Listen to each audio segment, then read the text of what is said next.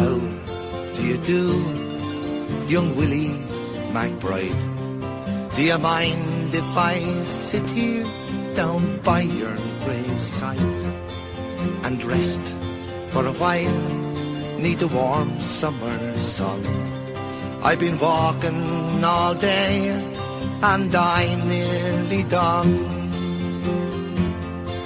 I see by your gravestone you are only 19 when you joined the Great Fallen in 1916.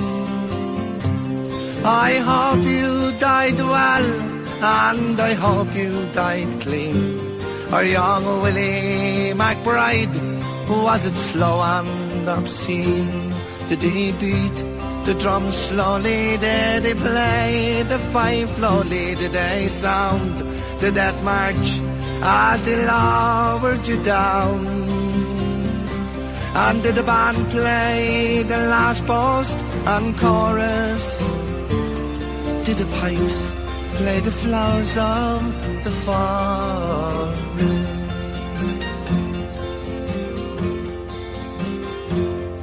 Did you leave a wife or a sweetheart behind? In some faithful heart is your memory enshrined. Although you died back in 1916, in that faithful heart are you forever 19? Or are you a stranger without even a name, enclosed and forever behind the glass frame, in an old photograph torn, battered and stained and faded to yellow in the brown leather frame? Did he beat the drum slowly? Did he play the fife slowly? Did they sound the death march as they lowered you down? Did the band play the last post and chorus? And did the pipes play the flowers of the forest?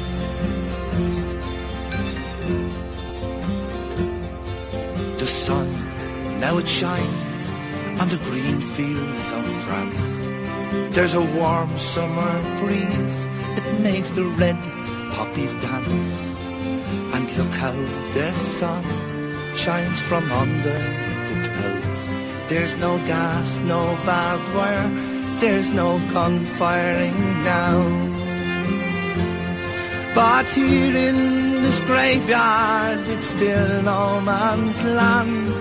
The countless white crosses stand mute in the sand.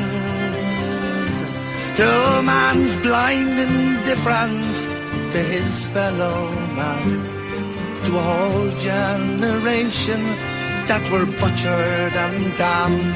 Did he beat the drum slowly? Did he play the fife slowly? Did they sound the death march as they lowered you down?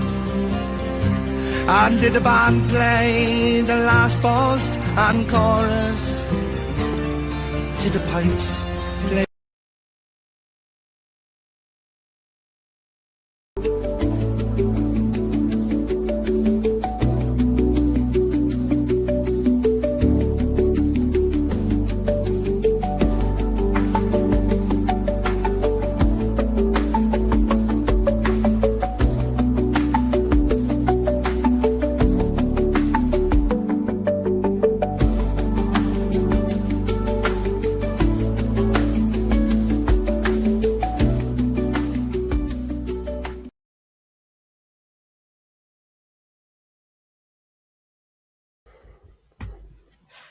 And here we are. Hello, everyone. I'm John Coleman from ApocatastasisInstitute for the Humanities, an alternative college and high school here on New Milford, Connecticut, USA.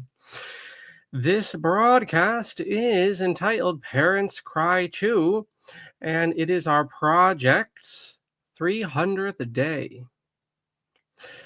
We are getting through the First World War And our main man here is H.G. Wells and his outline of history. The project, which I just referred to, is ApocatastasisInstitute's unified curricula. Now, we have many, many courses taught by probably about half a dozen instructors at this point. But the project is our core curricula, so to speak, and it unifies our history, literature, philosophy, art courses into a synchronized course of study.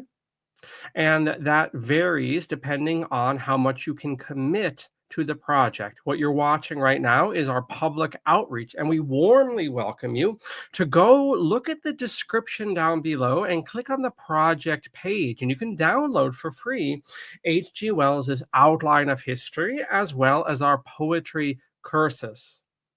Eventually, these documents, as well as a significant section from the story of civilization and literature, will all be published in a single set of books, 4 books, Bible-sized books, that will cover the course of a year and cover the entirety, synoptically, of human history on this earth. It is a unique course. It is a lot of work. I just spent a couple hours working on it this afternoon, but it is worth it. That is what is lost in schooling today.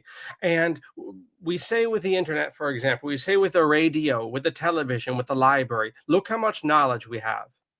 And we do. Alhamdulillah, we do. However, what we do not have, and what the project provides, and what we provide here at Apocatastasis, is a way to unify that knowledge and to put it into a matrix or a scaffolding to see everything in a single vision, which is indeed what the Greek word synoptical means, or the English, the Greek-derived English word synoptical. All right, so there's your project plug for this episode. And indeed, do check out that website, learn all about it, and do download those points. Now, let's get our background music queued up here. I think we're going to have to stick with the Irish stuff for today just because I still need to download some additional, just variations on this channel, although I probably could use the main channel at this time in the month. Okay, this is way too loud. That'll do us. A dab will do you. All right. So there's the background. That way you're not stuck with my voice the whole time. The opening song, by the way, was entitled The Green Fields of France. I believe it was written by the Australian artist Eric Bogle. And I blanked on this the other day. I think also Bogle wrote, who's still alive, I'm told, he wrote the Gallipoli song as well. And the band played Waltzing Matilda, and the band played Waltzing Matilda. Not Waltzing Matilda, that's a much older Australian ballad, but and the band played Waltzing Matilda is what we heard the other day about Gallipoli. I believe Eric Bogle wrote that, and the Green Fields of France. And I blanked out the other day in class as well. It is the Green Fields of France, which you heard at the beginning of this class, that has a couple spin-offs, one of which is entitled Willie McBride's Reply. So the original song was a man in a cemetery after hiking, and he's speaking to this dead soldier, Willie McBride. There's another song that speaks back to the first narrator, and it's actually quite pro-war, which is an interesting historiographical discussion, how the First World War has been presented, particularly in the Anglosphere. We can get to that in a future class. And then there is a third humorous song, basically complaining about how saccharine and overplayed the Green Fields of France is. At one point, I knew those 3 songs by heart and by fingers on the guitar. I'll have to dust off the old songbook. But here we are, nonetheless. Now that we have the background music going, let's open up the Apocatastasis site here and see what I'll hit you with for the ad, and then we're going to hop into our poem and get into H.G. Wells. Again, we're continuing our look at the First World War, we're going to pick up around 1916, which is the real stalemate year. Things get to be quite desperate. In 1917, I will also, by way of programming, tell you that I am not going to touch today, or within the context of the First World War. There's just so much going on. I'm not going to touch the Russian Revolution. That will be its own class, probably next week. Even though the Russian Revolution takes place within the First World War, it is one of those, well, it's certainly one of those events that deserves its own class for starters, but it's also to be classed amongst those sort of peripheral wars, or those savage wars of peace, to quote Kipling, I believe, because you have, okay, 1917, as I hit my document camera, if you only knew the setup, as I say here, everything's jumping out at you. You have the First World War. Yes, you have the Russian Revolution within that. But then you have, into the early 1920s, all over the world, including in Europe, all sorts and manners of wars going on. It continues. It just isn't with the big boys. It isn't with France and Germany and Britain and America so much, although they are involved in some of these wars, whether that's in Russia in the 1920s, people don't know that, the Polar Bear War, or in Ireland, or in Greece and things like that. The British are involved. So there are these savage wars of peace, so to speak, going on after the armistice of 1918 is signed. So we'll get to that, and we'll get to the Russian Revolution, but not within the context of the war. There's just so much going on. So without further ado, here is our beautiful ApocatastasIS site, and I suppose I'm just going to keep up with the theme of the day. when I wasn't working on the project and copying and pasting until you get blisters on your fingers, and savagely hitting the social media. We had something like, so far, there's still a few hours in the day, 250 page views on our site, which is excellent. I mean, that's a probably top 20 day. And then of that, probably unique views, about half of that. So that's what you want when you have a website. You want a lot of page views and a relatively smaller number of individual people hitting the website, because that shows you that people are hanging out on the website. A little bit of backroom baseball there. So we had a great day, and counting. But anyhow, continuing with the theme of the day, I emailed all the newspapers around here, and all the priests and parish secretaries are getting sick of me, I think, at this point. But we do have our pilgrimage coming up here, IRL, in real life, in Connecticut. So why don't you go to our pilgrimage tab? It's up at the top of our page. You see our July feature is a Litchfield pilgrimage, and you can learn all about it. It's always on the Friday and Saturday before the Feast of the Holy Assumption of Mary. And you can see our video there, our PDF you can download with all the basic bitch info, including, most importantly, where and when to meet on Friday and where and when to meet on Saturday, depending how much time you want to give to this beautiful event. There's also the schedule and the expanded PDF for the both days, and pictures and all sorts of goodies. So check that out, and more importantly, come out. Everyone is complaining that there's nothing to do, and who will revive culture, and where is Catholic action in this instance. Well, guess what? Here it is, and you ought to support it just as soon as I ought to silence this cell phone. So there you go. Check that out. And let's get into our poem. So I mentioned last class 299, that the poetry gets to be quite stark. And I'm going to check the tech. The audio sounds fine. All right. And you start the war with this very raw poetry. And unlike a lot of modern wars, the conflict is not forgotten. And that's not just because of the enormity of what we're looking at. I mean, there really was nothing like the First World War up until its time. But that is not why the war stays on people's minds so much as the fact that you have a huge amount of authors. And this is a fascinating aspect of the First World War, especially amongst the English-speaking part of the world. And I got into that last class, and Paul Fussell, more importantly, gets into that in his excellent 1975 book, The Great War and Modern Memory. We looked at that review as well.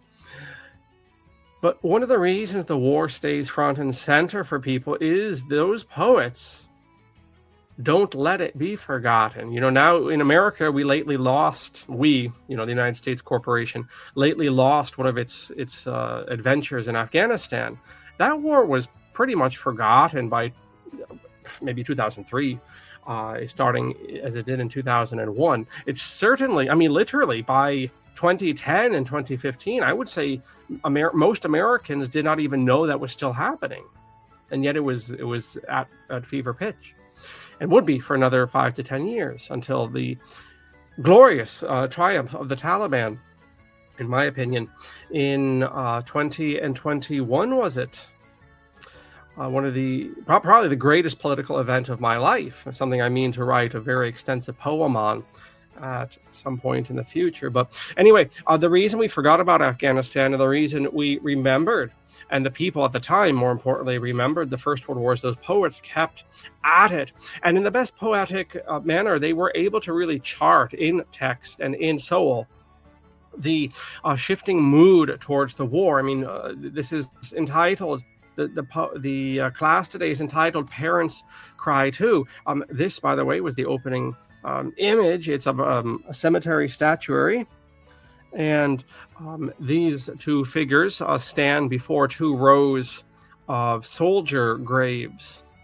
I don't quite recall where this is. It looks like Russian architecture. I'm going to be completely wrong on that, I'm sure. But anyway, it's called The Parents, I think, the work here. And this is a monument to the parents who suffered in the First World War from dead and wounded and forgotten children, missing children, soldiers. And we forget that. And there's so much to be said when we get to the 1920s and 30s in the legacy of the First World War.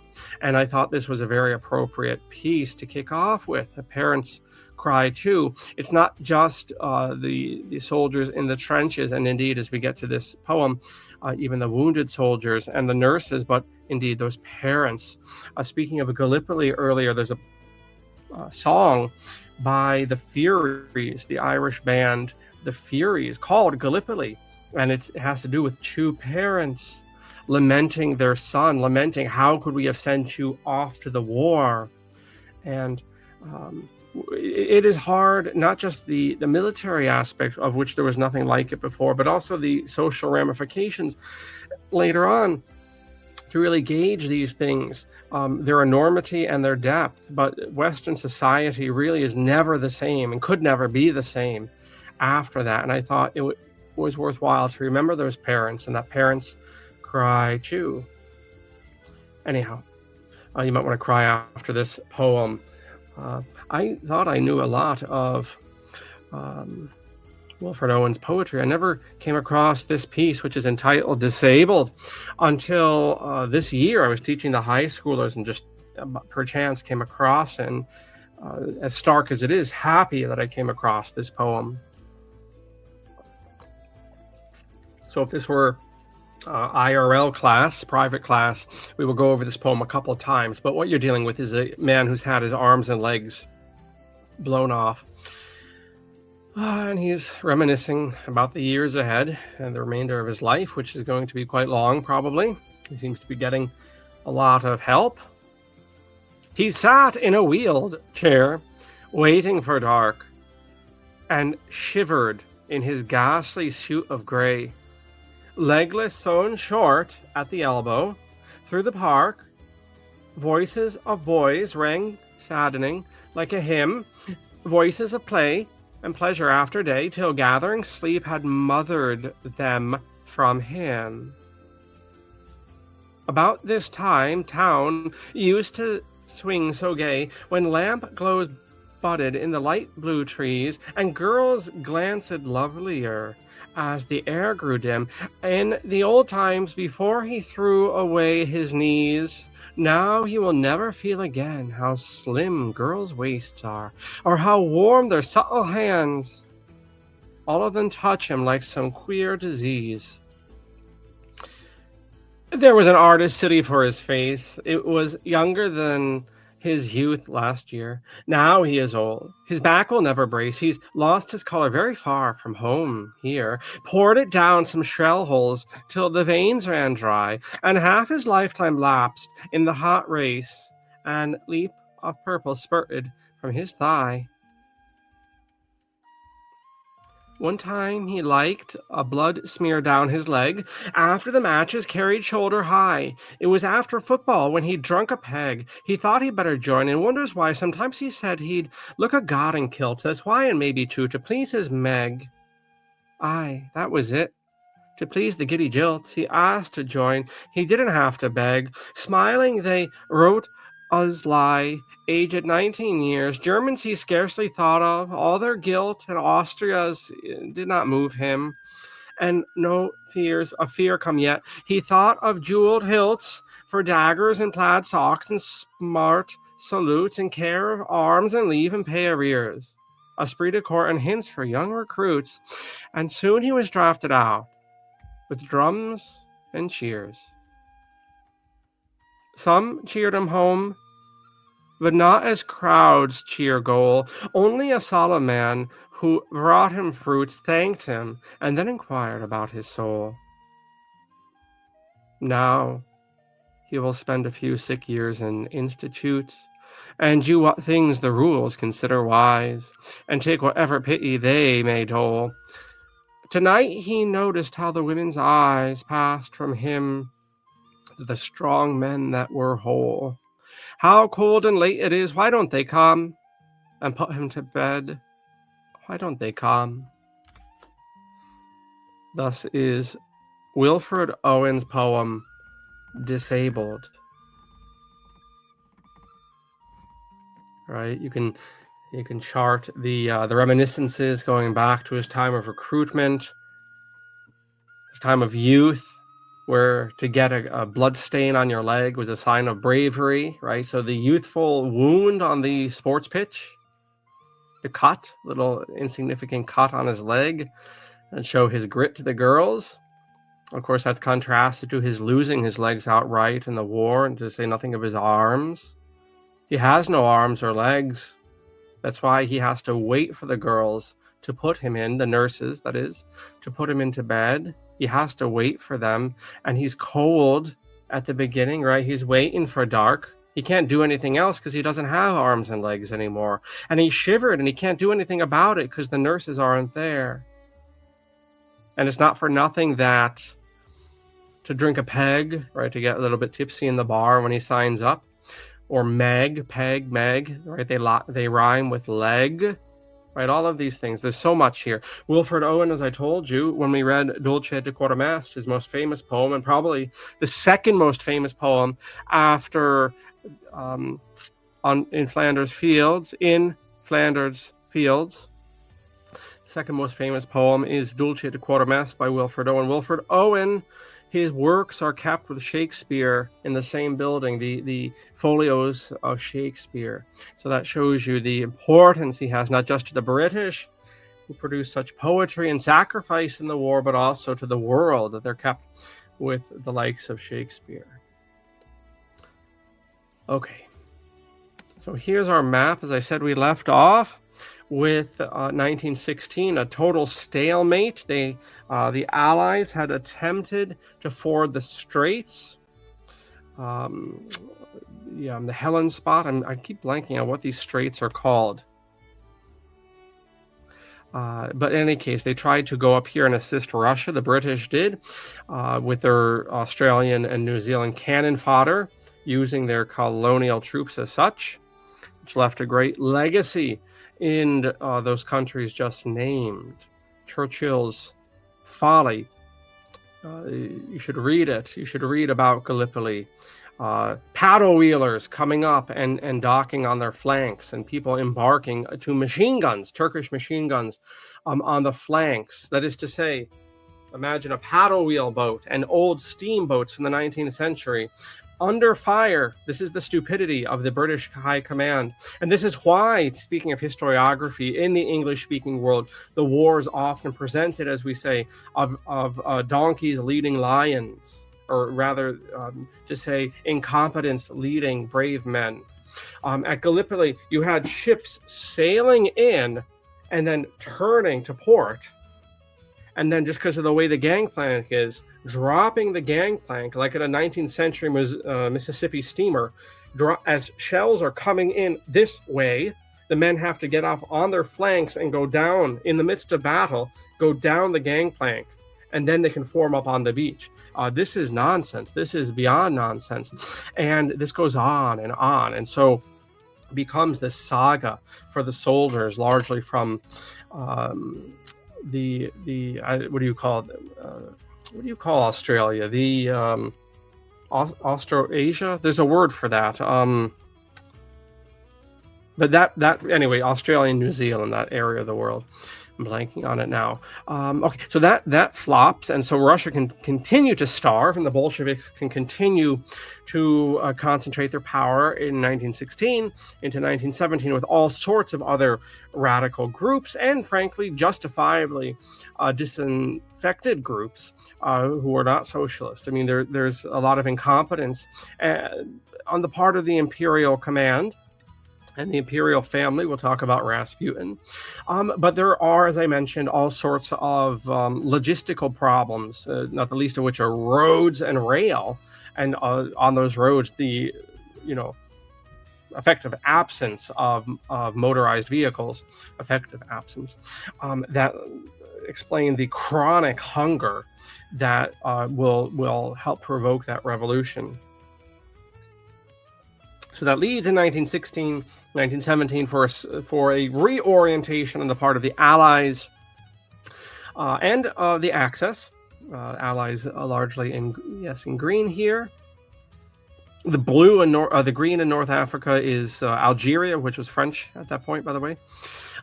So the green are the Allies, and then the kind of orange red is the Axis. The white beige colors are neutral. But the Axis is also having its own strategies and its own tug of war between the East and the West and so forth. In any case, that explains the different weapons and tanks and stormtroopers, flamethrowers, and whatnot that you see mid-war. Again, an attempt to break the stalemate. Nobody can really seem to do that. Now, I want to change the camera here. And so I shall. I want to get a few words in from H.G. Wells. So we're going to give the screen share a break. And then after this, I'll make the thoughts that I wish to. After this, I will finish up with you the article on the Tin Noses Shop, dealing with the plastic surgery field, which comes about after the war, and during the war for that matter, because of the nature of trench warfare, which was so often leaving the face vulnerable when much of the rest of the body was completely protected. So this leads to horrible and profound numbers of horrible facial injuries. So we're going to look at the Tin Noses Shop, a character of which I believe in the last 10 years appeared on an HBO series, Boardwalk Empire. Okay. So I'll do this. Just want to check the, how do you say, the sighting here. It's about as good as we're going to get. Okay, and this beautiful bookmark, along with many other models and images, is available from our Apocastastas store, along with beautiful pens, such as this, Right, you're not getting this everywhere. Look at this. Is ergonomically designed. It's curvy. It's not just a stick. And then you have this thing at the top. You can play on your cell phone with it and type on it. I'll need to start using. I got a new cell phone lately, and the buttons are smaller, so I'm going to have to start using that nubbin. Okay. So I'm starting. This is part 8 of chapter 38. There's a long. This is a long chapter, just like the 19th century chapter justifiably was. But this is a long section within chapter 38 dealing with the military situation. There was a tremendous German onslaught upon French soldiers throughout the first half of 1916, round and about Verdun. The Germans suffered enormous losses and were held after pushing in the French line for some miles. The Somme, by the way, is July 1st, 1916, which has, for the British, about the same weight that Gallipoli has for the Australian soldiers and New Zealand soldiers and their peoples. The French losses were as great or greater. Ils ne passeront pas. They shall not pass. Said and sank the French infantry, sang the French infantry, and they kept their word. Now, this will, as we'll find out when we get to the 1930s and the Spanish Civil War, become non passeront. This will become famous socialist slogan in the Civil War, non passeront. But it comes from the First World War. They, the Germans, shall not pass at Verdun. The Eastern German front was more extended and less symmetrically entrenched than the Western. For a time, the Russian armies continued to press westward in spite of the Tannenberg disaster. And this was one of the early German victories, where hundreds of thousands of Russians were bagged. Just one example of the imperial situation. They conquered nearly the whole of Galicia from the Austrians and took Lemberg on the 2nd of September 1914, and the great fortress of Pierzamel. And my pronunciation of this is about as good as yours, so don't get too cocksure of yourself, on the 22nd of March 1915. But after the Germans had failed to break, this is the name of the game, to break the Western front of the Allies, and after an ineffective Allied offensive made without proper material, the Germans turned to Russia, and a series of heavy blows with a novel use of massed artillery were struck first in the south and the north of the Russian front. I should point this out, and this is one of the benefits of reading meta history like this. You can see long trends in history, and also the tendency of different peoples to fight in a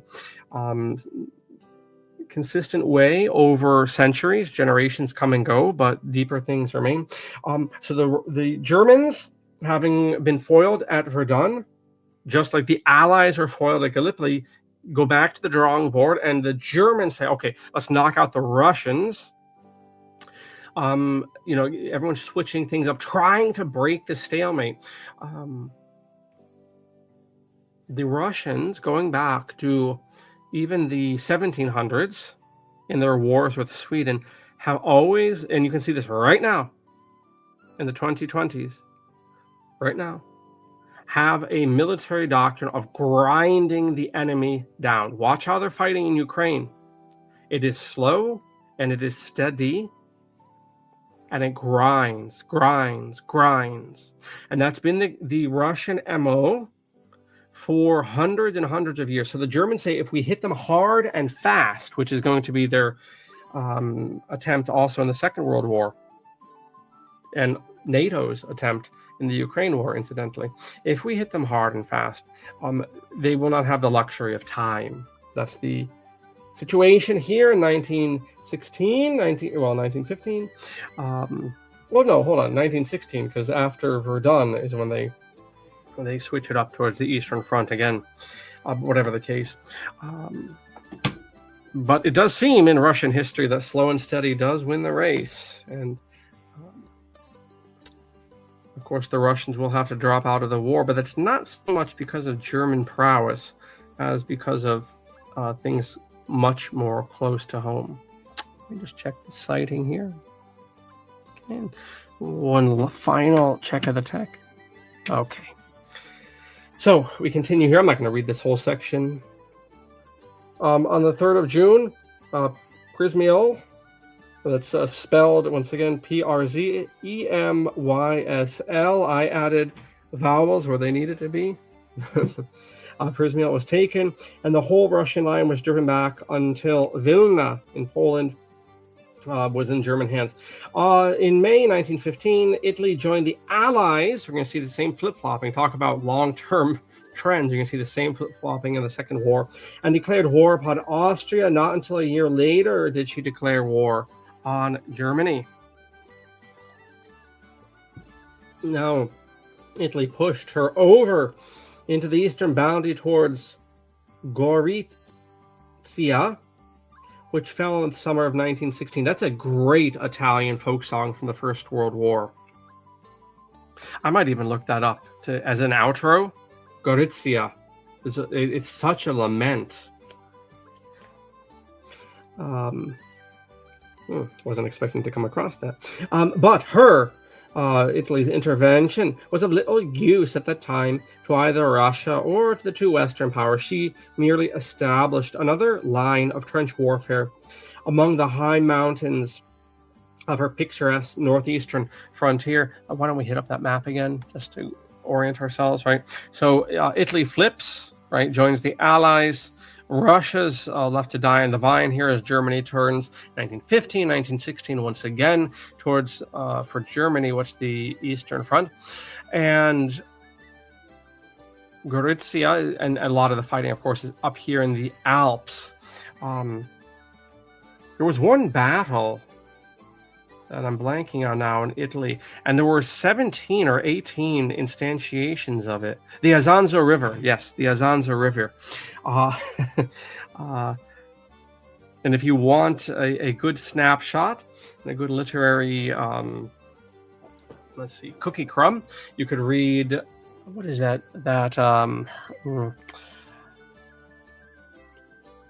What is it? The American, he was a man's man. He blew his brains out with a shotgun. Hemingway, Ernest Hemingway. Is it The Sun? No, it's not The Sun Also Rises. For Whom the Bell Tolls. Yes, For Whom the Bell Tolls, I believe, is the World War I story that he has, where he's it's basically a fictionalized account of the aftermath of one of these Azanzo River battles. We'll mop up with that and Gorizia at the end after the Tin Faces article. I gotta get to the bottom. What was the? Well, no, hold on. I'm not gonna remember this. Okay, Hemingway, World War I book, whatever. Okay, Farewell to Arms. Okay, Whom the Bell Tolls, I think, is has to do with the Spanish Civil War. A Farewell to Arms is a novel by the American writer Ernest Hemingway, set during the Italian campaign of the First World War, published in 1929. There we go. A Farewell to Arms deals with this Italian theater, so to speak. And then, so we don't forget, let's just get Gorizia here. There's a young girl that sings it in a church. I shared that with someone with a prolific Gorizia.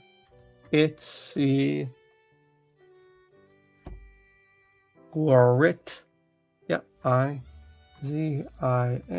This is someone with a prolific amount of musical experience. They were not impressed, probably on the grounds that the song was sung indeed in a church. I don't think they were not impressed because of the song. See if I can get the recording I have in mind. I can see there's a few other recordings here. There we go. This is the one I want with the young Mott here. But let us get back to our main attraction. Oh, you didn't even see any of those slides changing, did you? Okay, just as well. Just as well. Okay, so while the main fronts of the chief combatants were in a state of exhaustive deadlock, both sides were attempting to strike round behind the front of their adversaries. The Germans made a series of Zeppelin and later of aeroplane raids upon Paris, bet you didn't know that, and the east of England. Ostensibly, these aimed at depots, munition works, and the like targets of military importance, but practically they bombed promiscuously. That's a good word there, promiscuous. They bombed promiscuously at inhabited places. Now, let's see if you're paying attention. Why is that? Why do you start seeing attacks on civilians by the 20th century? Why is that? It's because in the liberal nation state system, every citizen is a member of the state, and war is the conflict of states within the liberal system. Therefore, every person, every citizen is a potential soldier.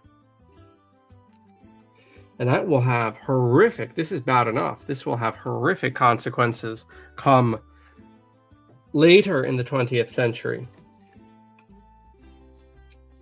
I'm just going to read one last paragraph, and then we're going to get to our Tin Noses article, which I've been teaching in class for a very long time, and will continue to do so.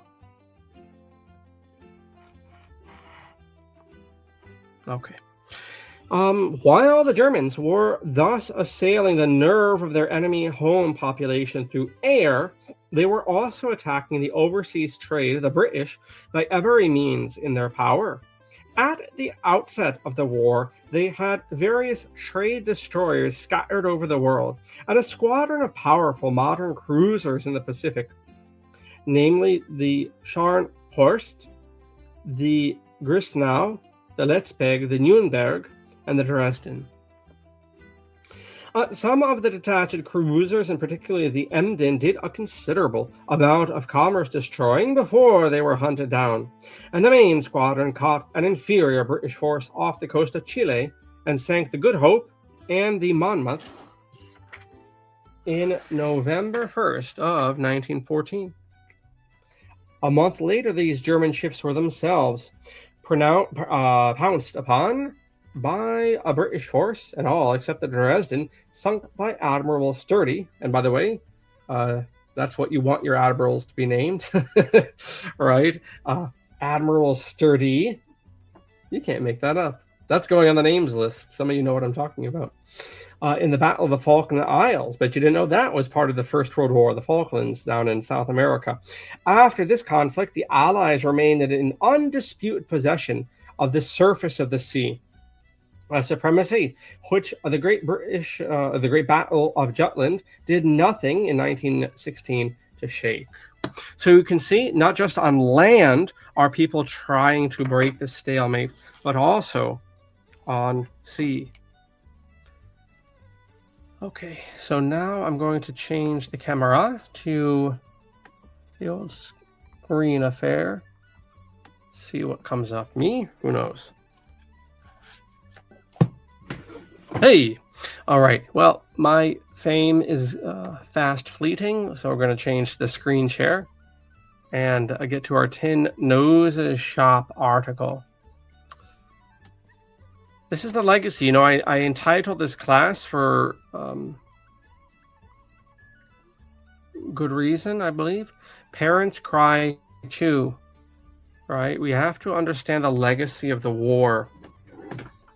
And we have monuments and songs to the soldiers, and even poems to the wounded. Do we think about the parents? Do we think about the larger, and this is where I'm going with this, the larger social ramifications of the war? Do we think about, you know, the wounded and having to take care of them? You think about the wounded, okay, sucks for them and disabled, and sure it does. But do we think about the people who now, for the next 50 years, have to take care of these people? This is the harvest of war. This is the harvest of flesh. So this article is entitled "The Tin Noses Shop, the Sculptor Who Made Masks for the Mutilated Faces of World War I." Okay. And by the way, I have a picture here. You can see before we dive in, this is what we're talking about. So here's a great image. It might even appear in this article. I don't know. But you can see a woman here. I think this is the assistant of the gentleman who's mentioned, who became quite prolific in her own right. We'll find out. But what we turn our attention to is the gentleman on screen right. And he is wearing a French military uniform. You can tell that by the kind of boxy kepe he has. But at the start, he looks, typically French, let's say, not just because of his clothing. But then you notice that's not a human face he's wearing. You have the uncanny valley, don't you? Right? You see he's wearing a prosthesis, a prosthetic face. He is wearing a prosthesis. It is a prosthetic face. And then you think, why does he need a prosthetic face? And then you can put two and two together, getting back to the trenches here. So this is what they're talking about. This is the Tin Noses Shop. These are the masks. And yes, it's very clunky, and it's obviously not functional beyond the aesthetic. Right? He cannot move his mandible. He cannot smell anymore. Who knows what's underneath the mask? I mean, there's always that aspect. But the point is, though, his children, as one of the soldiers will mention, his children no longer run from him. So it's a primitive mask, but it brings a great deal of solace to these wounded patriots. Now, this is by Laura Skitt. They're telling me this was published in October of 21. I'm telling you that this article is much older. It's at least a decade older. It happens to be republished here, but it's older. Many wounded First World War soldiers returned from the battlefield with horrific injuries, but those who could not hide the scars on their faces found some comfort in a place that became known as the Tin Noses Shop. Even soldiers who might have made some recovery from their physical injuries found themselves suffering psychological traumas, including a loss of dignity, with many of the hundreds of men who are left with visible scars on their faces finding themselves shunned by society due to their facial disfigurements. The Tin Noses Shop tried to give back those wounded soldiers a little of their dignity, thanks to the work of artists and a sculptor, by creating masks that attempted to hide the scars left behind following the early days of reconstructive surgery, which often still left patients with some form of facial scarring. A British sculptor, Francis Darewood Wood, saw the effects of these devastating facial injuries suffered by soldiers in the trenches when he volunteered at the 3rd London General Hospital in 1915. The gruesome sight inspired him to open, quote, the Masks for Facial Disfigurement Department, unquote, or more commonly known by his patients as the Tin Noses Shop. When reconstructive surgery by surgeons such as Sir Harold Gillies, who become known as the father of modern plastic surgery due to his groundbreaking procedures, was impossible, Wood worked alongside other sculptors and specialists to help create lightweight copper masks to make them as natural looking as possible. Now that could be a whole show right there, is the surgical aspect of the First World War. We're looking at an adjunct science, the prosthetic development. Unfortunately, wars, including recent wars in our own lifetime, have sped this up considerably. That's a blessing, I suppose, in a dark time. And we can see the same in the First World War. You see a huge advance in plastic surgery. Here, this is not plastic surgery. This is prosthetic advancement. So in the case of facial injuries that could not be repaired aesthetically and in other ways, with plastic surgery, as it came to be called, then you would go to the tin masks shop if you were a wounded British soldier or French. While fighting in the trenches, soldiers' bodies were shielded, but their heads were exposed and vulnerable to attack from heavy artillery and machine guns. Fred Allaby, an American orthopedic surgeon and bone grafting pioneer of the early 20th century, explained it at the time why there were so many facial injuries from the First World War, saying, quote, "They seemed to think they could pop their heads up over a trench and move quickly enough to dodge a hail of machine gun bullets," unquote. And I, with a bit of humor in a sad reality, but I always do point out that if you don't understand that, you are not a boy. I can tell you males think like this. I can give you anecdotes from my own life and the life of others. That is exactly how men think that they could dodge bullets if they're just quick enough. Alas, that's not the case. Once the veterans returned home, they were faced with the heartbreak of their children running away in fear. After seeing their father's mutilated face, nurses who would not bat an eyelid at an injury elsewhere in the body, but finding it difficult to look at the patient's injured face, and mirrors being removed from the wards of those recovering. The next section is the tin noses shop. For some men returning from the trenches, their reflection had become that of a stranger, the reflection in the mirror. Bullet or shrapnel wounds had ripped their jaw or nose off, leaving them in need of help from expert surgeons willing to take on the challenge of reconstructing their face. When reconstructive surgery by surgeons such as Sir Gillies was not possible due to the extent of the damage, wood was the next port of call. And here we see another poor wounded hero, as the band played waltzing Matilda calls him. That is to say, the wounded. Right, so here's a man being fitted for his face prosthesis. You can see the wound, if you can follow my cursor, which I believe you can. The wound of the bullet got in through his temple. Certainly he is blind in this eye.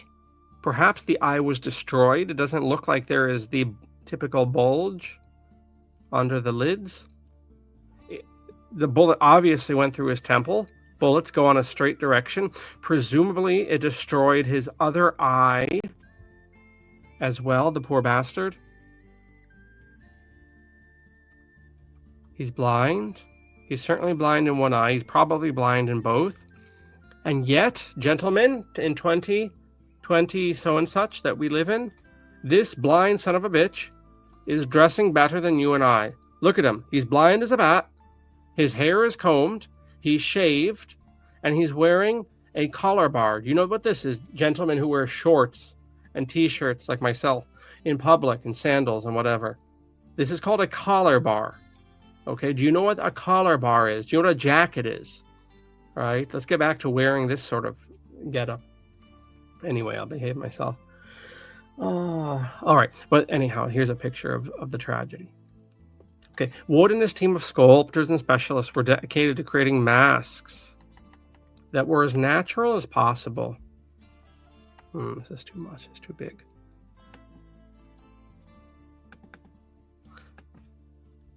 I'll put this article, by the way, in the description below, so you can follow up on it. For example, they chose to delicately paint the individual hairs of eyebrows as opposed to using real hair, a method preferred by American sculptor Anna Coleman Ladd, no relation, who ran the studio for portrait masks in Paris.